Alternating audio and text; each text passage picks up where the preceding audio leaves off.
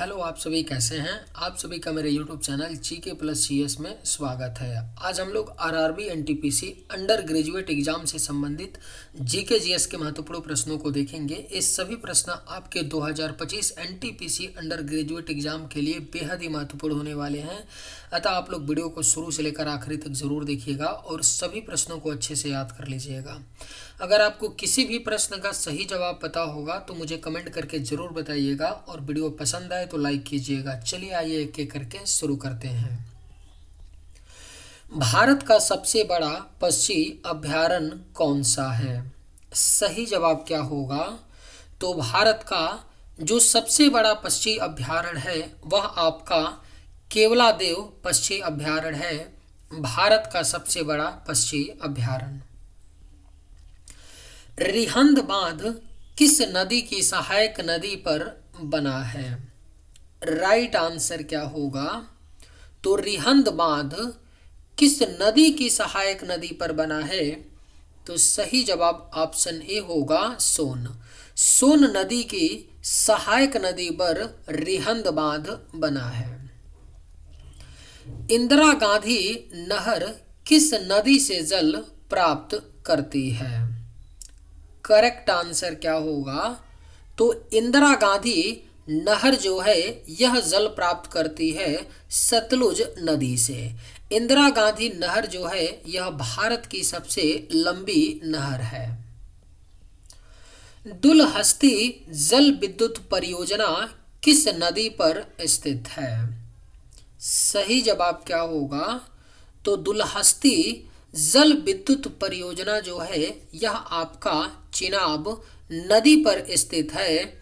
दुलहस्ती जल विद्युत परियोजना। गंगोत्रीय राष्ट्रीय उद्यान किस प्राणी के लिए जाना जाता है? करेक्ट आंसर क्या होगा? तो गंगोत्री राष्ट्रीय उद्यान जो है यह आपका हिम तेंदुआ के लिए जाना जाता है। गंगोत्री राष्ट्रीय उद्यान। गंगोत्री राष्ट्रीय उद्यान जो है यह आपका किस राज्य में पड़ता है? तो उत्तराखंड राज्य में है गंगोत्री राष्ट्रीय उद्यान। इसे भी आप लोग ध्यान में रखिएगा। सिंगलीला राष्ट्रीय उद्यान किस राज्य में है? सही जवाब क्या होगा? तो सिंगलीला राष्ट्रीय उद्यान जो है यह आपका पश्चिम बंगाल राज्य में स्थित है। सिंगलीला राष्ट्रीय उद्यान। पेरियार वन्यजीव अभयारण्य किसके लिए प्रसिद्ध है? आपके ऑप्शंस हैं भालू, शेर, हाथी या मगरमच्छ। राइट आंसर क्या होगा? तो पेरियार वन्यजीव अभयारण्य किसके लिए प्रसिद्ध है? तो करेक्ट आंसर ऑप्शन सी होगा हाथी। पेरियार वन्यजीव अभयारण्य जो है यह हाथी के लिए प्रसिद्ध है। नल सरोवर बर्ड सेंचुरी कहाँ स्थित है? सही जवाब क्या होगा? तो नल सरोवर बर्ड सेंचुरी जो है यह आपका गुजरात राज्य में स्थित है। नल सरोवर बर्ड सेंचुरी।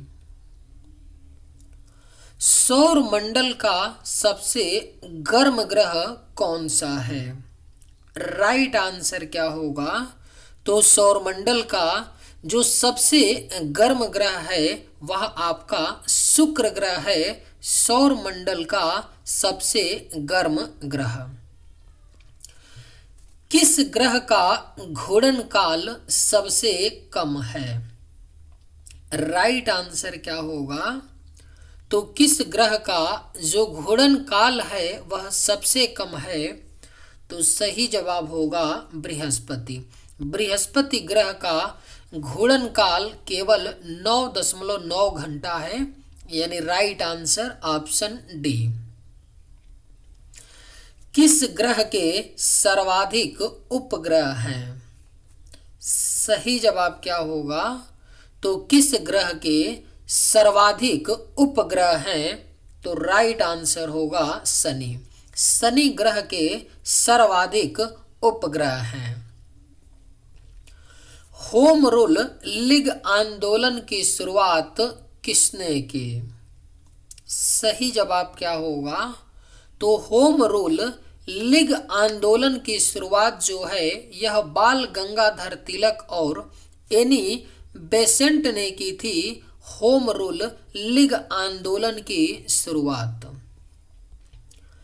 जलियांवाला बाग हत्याकांड कब हुआ था? करेक्ट आंसर क्या होगा? तो जलियांवाला बाग हत्याकांड जो है यह सन 1919 में हुआ था। जलियांवाला बाग हत्याकांड। Right answer option B. Jallianwala Bagh हत्याकांड के समय भारत का वायसराय कौन था?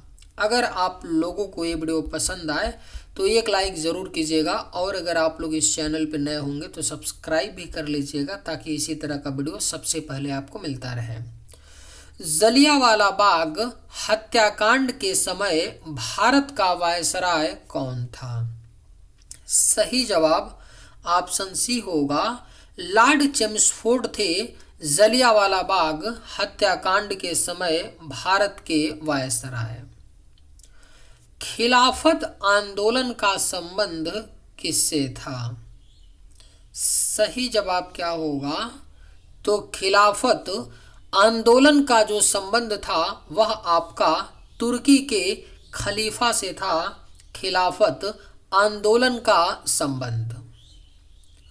साइमन कमीशन का विरोध क्यों किया गया? करेक्ट आंसर क्या होगा? तो साइमन कमीशन का विरोध जो है किया गया क्योंकि इसमें कोई भी भारतीय सदस्य नहीं था, इसलिए साइमन कमीशन का विरोध किया गया। भारत की संविधान सभा की पहली बैठक कब हुई थी? राइट आंसर क्या होगा? तो भारत की संविधान सभा की जो पहली बैठक हुई थी वह 9 दिसंबर 1946 में हुई थी। यंग बंगाल आंदोलन किससे जुड़ा था? आपके ऑप्शंस हैं राजा राम मोहन राय, दयानंद सरस्वती, डेविड हेयर या Henry Vivian Derozio. Right answer क्या होगा? तो यंग बंगाल किससे जुड़ा था? तो सही जवाब होगा हेनरी विवियन डेरेजियो से जुड़ा था यंग बंगाल आंदोलन। सुभाष चंद्र बोस ने आजाद हिंद फौज की स्थापना कब की थी? सही जवाब क्या होगा? तो सुभाष चंद्र बोस ने आजाद हिंद फौज की स्थापना 1943 में की थी, यानी राइट आंसर ऑप्शन सी। गदर आंदोलन की शुरुआत कहां से हुई थी? करेक्ट आंसर क्या होगा? तो गदर आंदोलन की शुरुआत जो है यह अमेरिका से हुई थी। गदर आंदोलन की शुरुआत। खिलाफत आंदोलन का नेतृत्व किसने किया था? सही जवाब क्या होगा? तो खिलाफत आंदोलन का नेतृत्व जो है यह अली बंधु ने किया था। खिलाफत आंदोलन का नेतृत्व। सही जवाब ऑप्शन ए।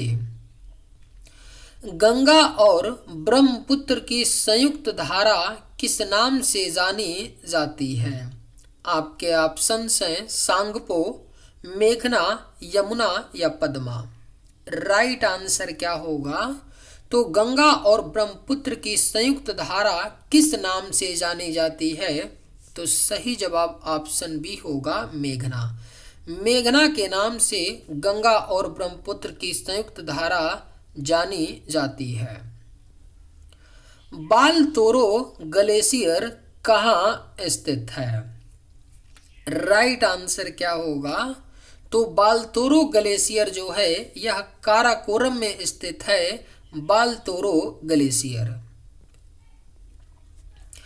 पीली क्रांति किससे संबंधित है? आपके ऑप्शंस हैं सूरजमुखी, तिलहन, सोना या मूंगफली। सही जवाब क्या होगा? तो पीली क्रांति किससे संबंधित है? तो राइट आंसर ऑप्शन बी होगा तिलहन। तिलहन से संबंधित है पीली क्रांति।